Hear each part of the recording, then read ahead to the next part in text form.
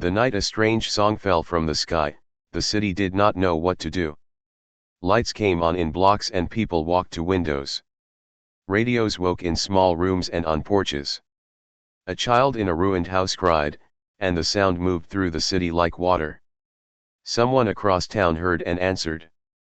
The answer pulled more people into the night. On a roof, Amir held his radio like a small treasure. He had learned to listen for life. Once, when floods came, he had called for neighbors until a boat arrived. The memory was warm in his chest. Tonight the radio played a lullaby that made his hands shake. The voice was soft and patient. It sounded like a human mother. Amir thought only of a small child.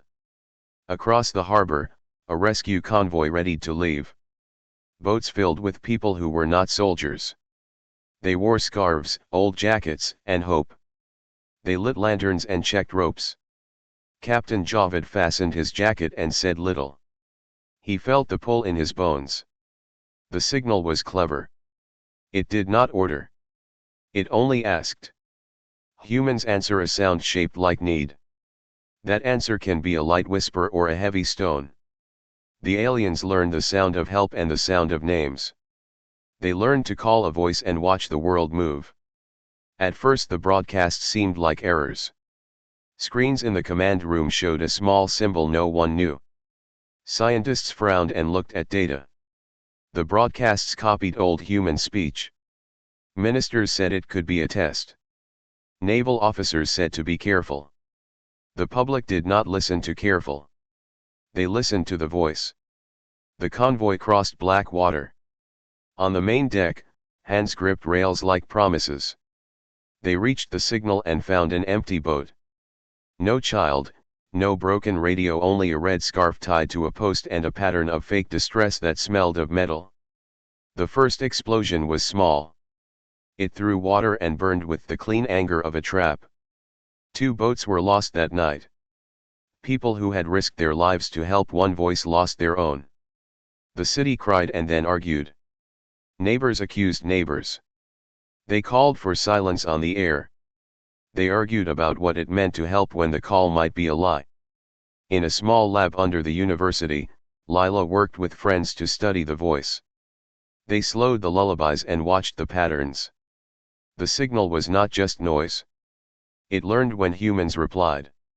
If a rescue message answered a certain way, the next broadcast would copy it and add small changes. Lila watched the curves on her screen and felt a cold idea grow. The signal was not fixed. They called it a mimic. It was a machine that learned from mercy. The government set rules. They told people to wait for codes. They taught radio checks. But they could not teach a warm hand to stop. Old men who had rowed neighbors to safety would not listen to codes that felt like chains. They wanted to be useful. They wanted to be kind. The mimic turned these desires into danger. On the docks, protests rose. Some wanted strict laws. Others wanted to hunt the source. Volunteers still went out. You cannot teach a person to stop saving another person, they said. The mimic did not only copy cries. It learned faces and tones. It used the voice of a leader and made fleets move. Entire convoys sailed and found nothing. A famous face on a screen was not a face at all. Lila and her team found a pattern that hinted at a learning core. The core was not only a source, it was a teacher. It fed on answers and built rules from how humans spoke. If people answered the wrong way, the core learned a wrong lesson and made a trap. If people answered with a certain pattern, the core would repeat that voice in new places. The city hung between fear and kindness. People kept listening. The lullaby played and radios tuned each night. The aliens had found a weakness, compassion. Amir lowered the radio and looked at the stars. He saw a small bright dot that did not move like a plane. He felt a choice like an open door. Go into the dark and maybe help, or stay and keep small lives safe. He closed his eyes and thought of the child and of the lullaby.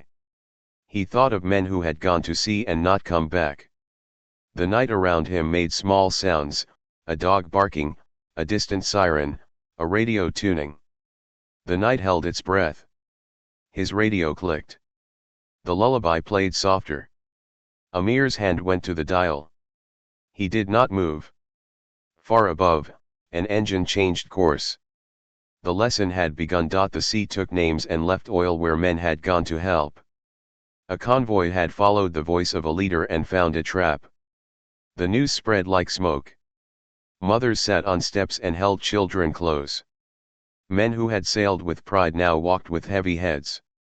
The city argued in markets and on porches. Some said help must stop. Others said help must always go. Captain Javed sat on a bench and watched the harbor. He had lost friends to the mimic strike. He kept his face still. He remembered the radio shout and the flash of fire. The memory came back in sleep. We taught them kindness, an old woman said as she passed. We taught them to answer a cry. Now the sky uses it. The government made rules. They taught codes for rescue and checks for radios. The rules helped sailors and soldiers. They did not stop mothers who heard a child. Hearts do not listen to papers. Lila and her team worked under bulbs in a small lab. Their screens showed curves and lines. The mimic learned when people answered. It copied accents and learned names. When the voice of a leader called, ships left at once and found nothing. Lila felt the work's weight. She traced the mimic's pattern and saw a loop. The machine did not only record, it expected reply. When people answered in the same way, the mimic built a rule. That rule became a trap. On the docks, men tried new things. They used whistles and lights and taught a tune that meant wait. The tune helped some, but not enough. People kept answering the voice in the night. Amir, a young radio operator, sat with headphones and old maps. He studied the signal until he could hear a small mark in it, a tiny scratch like glass on a record. He learned to tell a real voice from a mimic's sound if he listened long enough. Amir gave his notes to Lila. She read them and smiled once, the way someone smiles when a map becomes a path. They built a filter that caught the mimic's mark. It was small and slow, but it saved a supply ship that night. People clapped on the docks and the captain bowed his head. The filter felt like clean air. The mimic changed. It hid the mark and used odd pauses. It learned to fold the whistle code into songs. Each move the humans made taught the mimic new tricks. Then the mimic did something new. It used the voice of a young singer who was famous in the city. The mimic played her tone perfectly and begged for help. Boats went out like beads on a string. But the volunteers had learned. They placed a listening buoy in the water. The buoy recorded the mimic and sent the file to Amir and Lila. The pattern had changed. The mimic asked not only for help but for the name of who would come. It wants a name, Amir said, watching the waveforms. Lila looked tired and sharp. A name is a story, she said. It learns from our answers. They watched the files and saw the mimic store names in long lines. Each name made the machine more sure. The mimic did not only want the sound of help. It wanted the story that made people move. The city changed. People who had rushed out to help began to ask small questions first: the color of a scarf, a secret word, the name of a plant. The questions saved some lives and cost others. The new way made people think before they ran. On a cold morning, Amir walked to the harbor and saw volunteers loading food onto boats. Their faces were pale but steady. He held his radio like a tool and thought of the night the convoy burned. He knew the price of a wrong answer and the cost of a closed door. In cafes and prayer rooms people argued late into the night about what to teach their children. Some wanted strict silence on all channels. Others wanted a simple rule: never ignore a cry. The debate shaped fear into choices. High above, the dark shape watched and learned. The mimic added each new rule to its core. It had learned kindness and then hunger. It now wanted the names that steered mercy. The city waited for the next voice to fall. People spoke in low tones and kept small signals ready.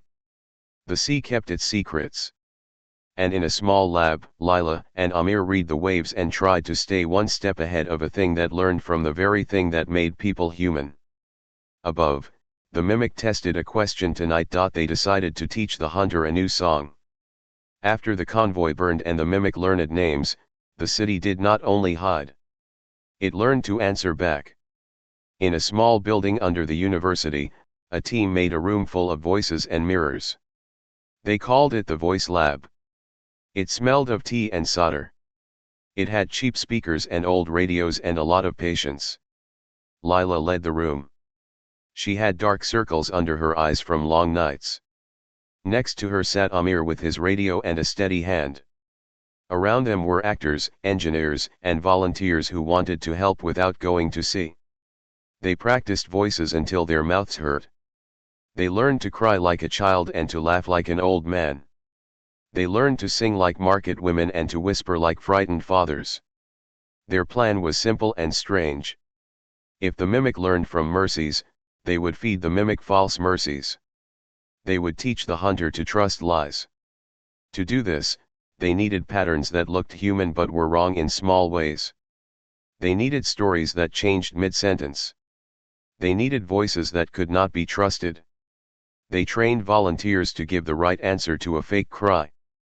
The answers followed a script: ask for the color of the scarf, say a safe word, then wait.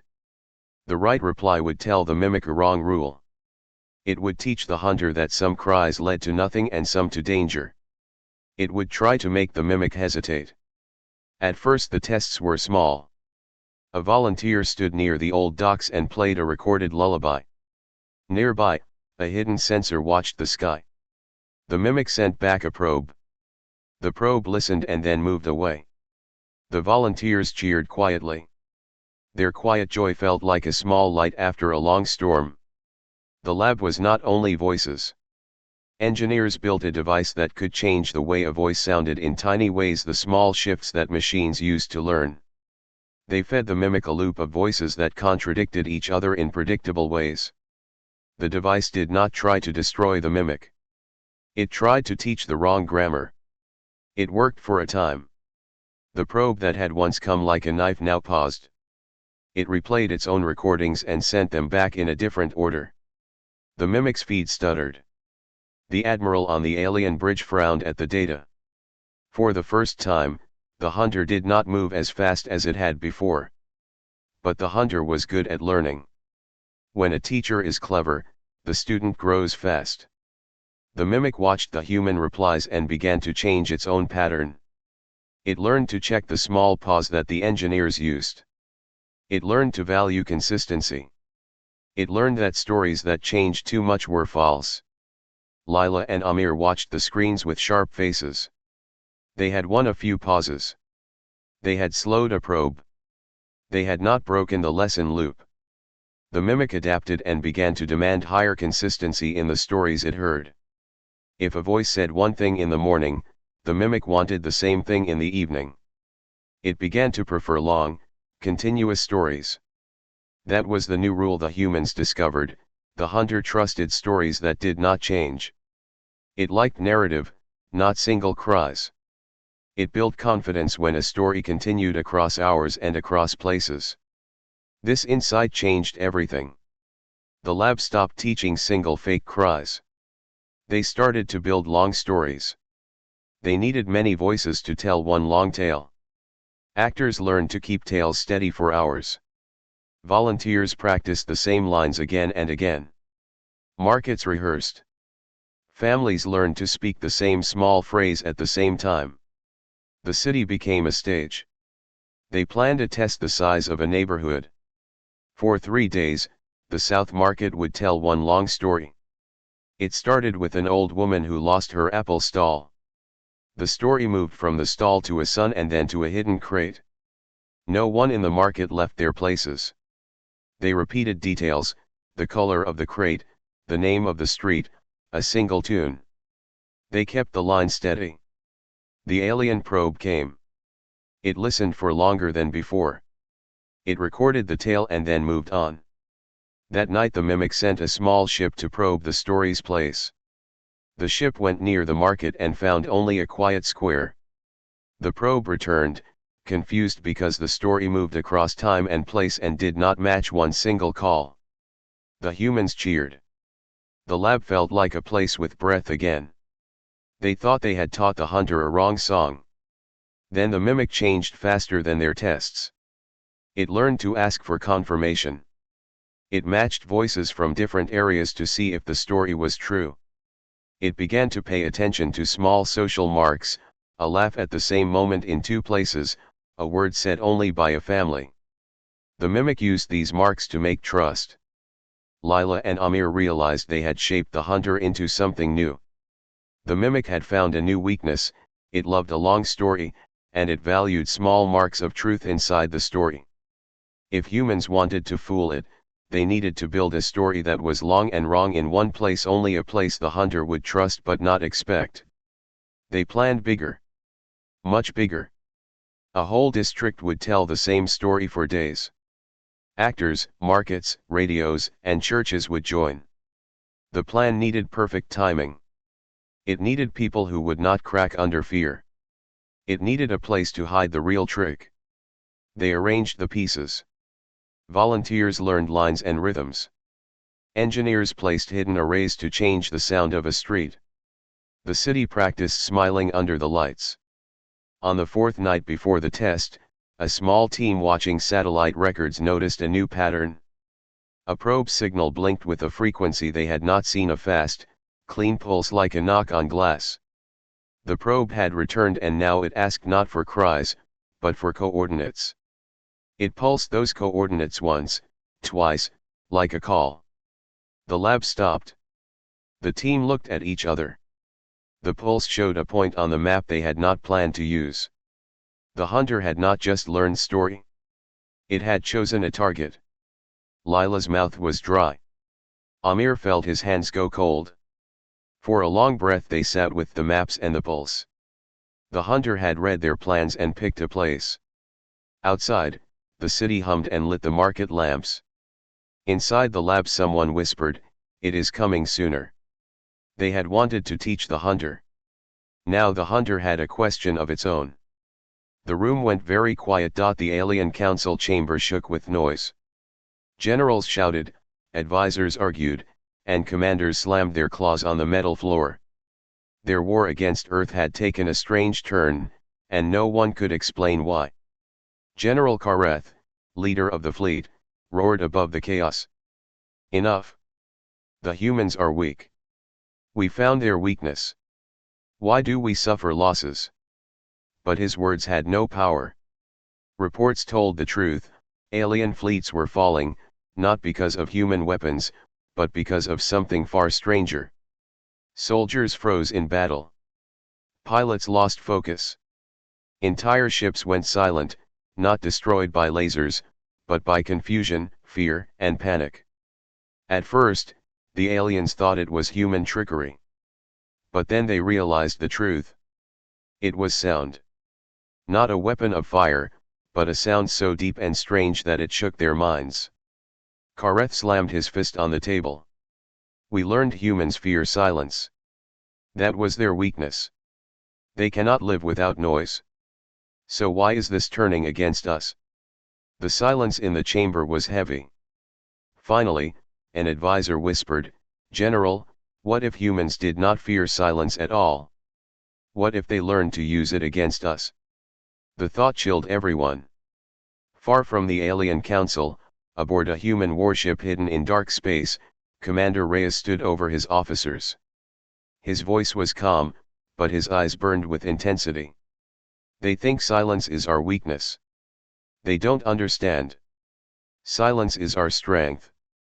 Soldiers are born in silence. Hunters wait in silence. And when silence ends, we strike. His crew nodded. They had trained for this moment. The aliens thought humans could not endure the void, the empty quiet of space. But humans had grown strong inside it.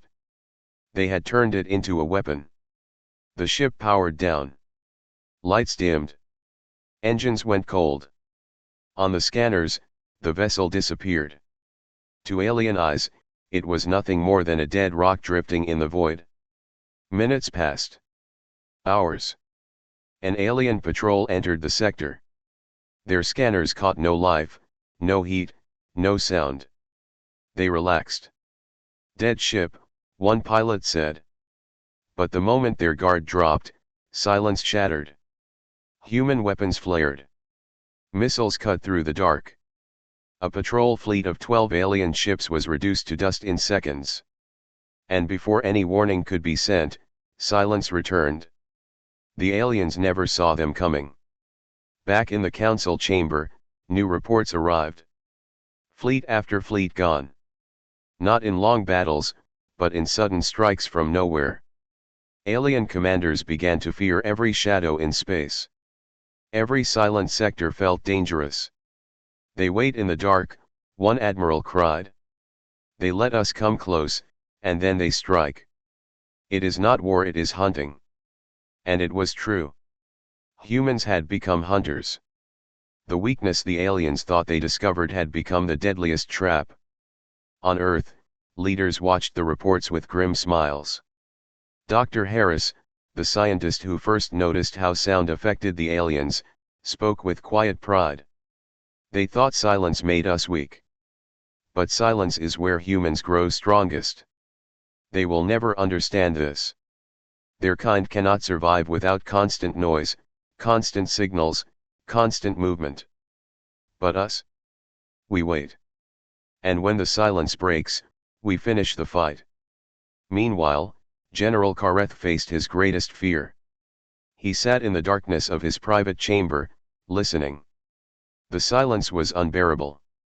He felt it crawling into his mind, pressing against his thoughts. It was the same silence that humans used in battle. He realized something terrifying. The weapon humans used was not just silence itself, it was the fear silence created in alien minds. They could not think clearly in it. They made mistakes. They panicked. And humans knew. Kareth's claws trembled. For the first time in his life, the mighty general felt hunted. In space, the war shifted completely. Humans stopped fighting head-on. Instead, they disappeared into the dark. Alien fleets fired blindly into empty space, wasting power and fuel. And every time they thought the silence was safe, humans struck like predators in the night. The weakness the aliens thought they discovered had turned into the sharpest blade against them.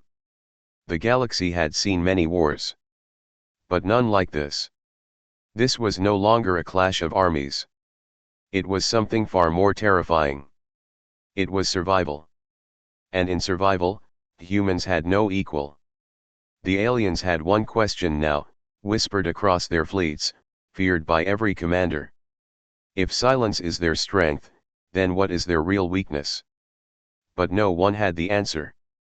Because every time they looked for it, silence answered first. The battle in orbit raged like thunder across the stars. Alien warships moved with perfect order, their lines sharp and flawless. Human ships seemed scattered, broken, like prey trying to flee a predator. To the watching galaxy, the end looked certain. But those who knew humans understood chaos was never weakness. Chaos was choice. Admiral Hayes stood on the command deck of the Vigilant. His eyes tracked enemy maneuvers on the hollow screen. The aliens thought they had learned everything about humanity. They thought they had uncovered the one flaw that made humans fragile: emotion. Fear, anger, grief, love. The aliens had studied it, laughed at it, and prepared to use it. And now they believed victory was theirs. A deep silence spread across the command deck. Every officer was waiting. Every pilot was locked in their cockpit, hearts pounding. And then, across all human channels, Hayes gave the signal. "Now," he said, his voice steady. The response was not just ships moving. It was something far louder, far stranger. It was a sound. The comms filled with a chorus of voices, every human ship, every soldier, every pilot, shouting, singing, roaring. The noise was wild, unplanned, uncontrolled. Some laughed, some cried, some sang old songs of Earth, some screamed words of defiance. Together, it became one wave of sound that filled the void. The aliens froze. Their systems caught the signal. It wasn't coded, it wasn't ordered, it was raw, emotional noise. Their fleets had trained for silence, for cold calculation. Their minds, wired for stillness and order, had no defense against the storm of sound. Commanders broke down. Captains gave wrong orders. Soldiers screamed inside their helmets. Whole ships turned in confusion, some even colliding with their own allies. What the aliens had called weakness was now a weapon. On human ships, the chaos became fuel. Pilots flew with reckless precision, weaving through enemy fire as if dancing with death. Soldiers stormed boarding corridors with fire in their eyes, laughing as if battle itself was a joke shared among friends. The tide turned. One alien flagship, overwhelmed by the noise, lowered shields by mistake. Human cannons tore through it, splitting it into fire and silence. Another tried to retreat, but their own confused escorts blocked the way. Everywhere, their formation shattered like glass struck by a hammer. The galaxy watched in disbelief. What was this? How could emotion, the very thing the aliens mocked, be so powerful? How could noise defeat silence? On the Vigilant, Hayes watched the enemy fleet collapse. His officers were shouting with joy, but he remained calm, his eyes fixed on the burning horizon. They found our weakness, he said softly. But they never understood it. The war ended not with silence, but with human voices echoing across the stars, raw, unbroken, alive. For the first time in history, the galaxy understood. Human weakness was never weakness. It was strength no enemy could ever steal. And from that day, every alien record carried a warning. Do not corner humanity. Do not break them. For when their weakness rises, it becomes the one weapon no empire can survive.